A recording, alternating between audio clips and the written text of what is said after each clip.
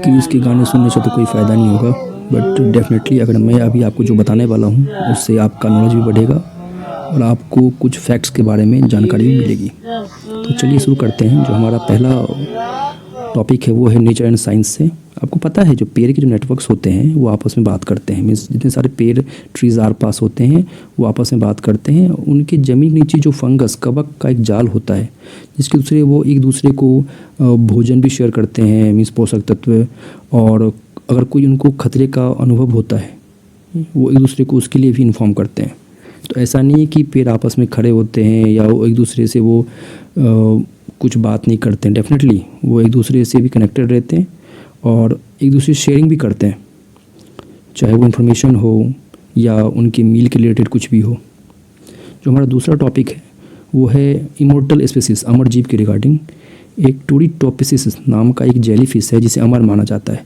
जब ये बीमार या बूढ़ी होती है तो ये अपनी कोशिकाओं को फिर से नया कर लेती है और जवान हो जाती है।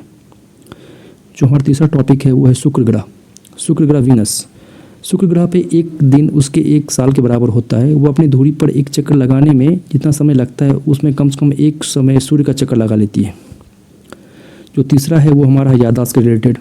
हाथी की याददाश्त, आप बिलीव नहीं करोगे, हाथी की याददाश्त बहुत तेज़ होती है। वो 1 दशकों के बाद भी अपने साथियों और इंसानों को पहचान लेती है।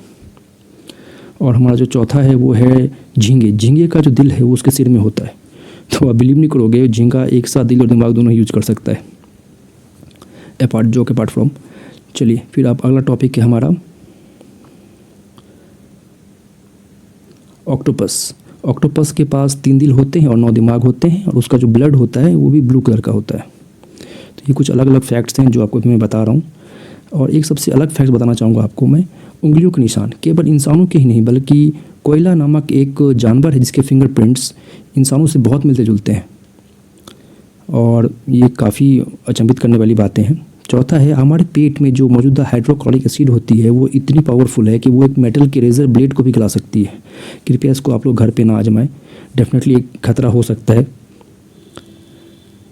उसके बाद हम चलेंगे क्लाउड, मीन्स बादल पे चलेंगे। बादल का जो वज़न होता है, आप बिलीव नहीं करोगे, बादल का जो वज़न होता है लगभग 5 लाख किलोग्राम होता है। और समझ सकते हैं वो कैसे आसमान में तैरता रहता है। और सबसे last but not the least, शहद। शहद कभी ख़राब नहीं होता है। 3000 साल तक शहद प्योर का प्योर रहेगा, सही रहेगा। अगर आपका शहद सही है तो डेफिनेटली वो 3000 साल तक ख़राब नहीं होगा। धन्यवाद आप।